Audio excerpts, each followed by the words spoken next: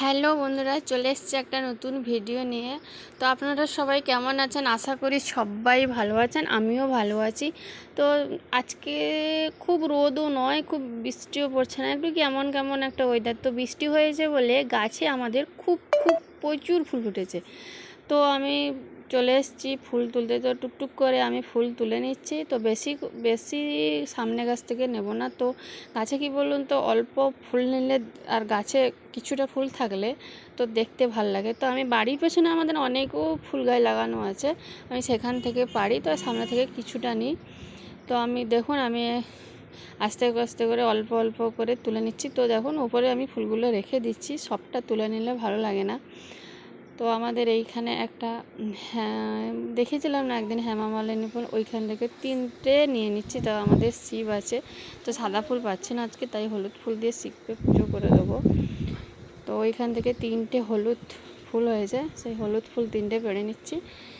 তো চলো আমি ঠাকুর ঘরে যাই, যে ওইখানে আবার কাজ আছে। তো তাই আমি চলে এসেছি। তো এখানে আমি ঠাকুরগুলোকে ভালো করে ফুল টুল ধুয়ে, বাসন টাসন ধুয়ে আমি পুজো করতে বসে গেছি। তো ফুলটা ধুয়ে নিচ্ছি।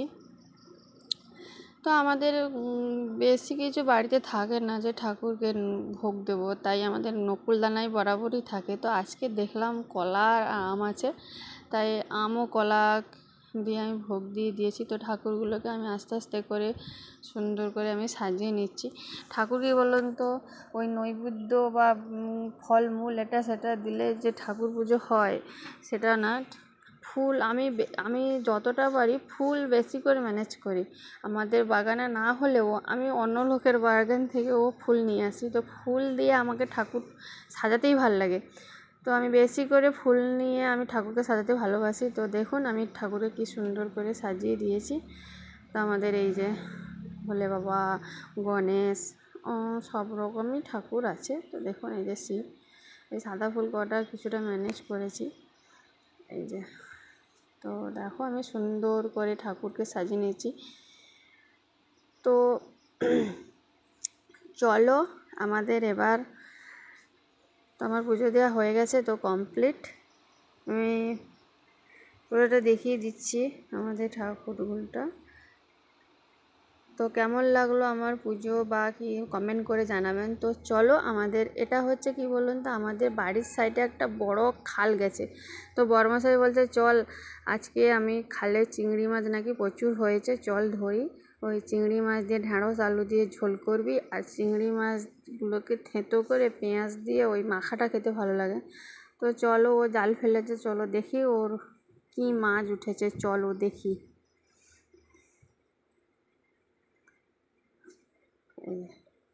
আমার অপেক্ষায় দাঁড়িয়ে আছে যে আমি এলে মাছটা ঝাড়বে। এই যে জাল থেকে মাছ ঝাড়েছে।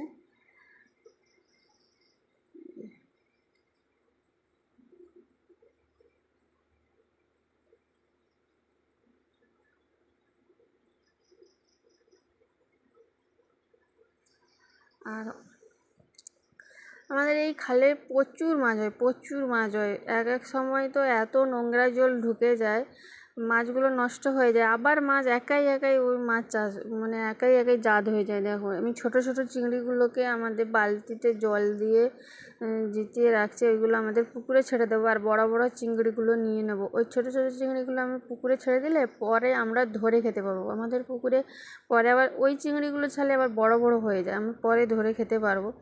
তাই দেখো চলো আমি জালটা ও ঝাড়ছে, আমি মাছগুলো সব কুড়িয়ে নিই।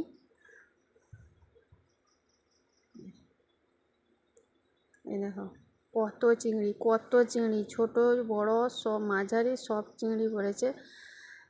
তো ও আমাকে বলছে ওই খাল থেকে অনেক ভেটকিও নাকি হয়েছে, ছোট ছোট ভেটকি। তো ওইগুলো পুকুরে ছাড়তে না কেন, কারণ পুকুরে আলাদা মাছ ছাড়া আছে, ওই ভেটকি মাছগুলো সব খেয়ে নেয়। তাই বলছে ওই ভেটকিগুলো ছাড়বি না, ওই ছোটো ছোটো শুধু চিংড়িগুলো নিয়ে নে, আর বড়গুলো রান্না করে খাবো।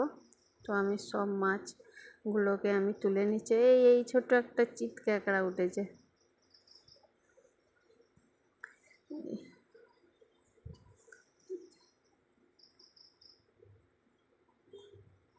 এই যে বালতিতে আমি ভিজিয়ে রাখছি।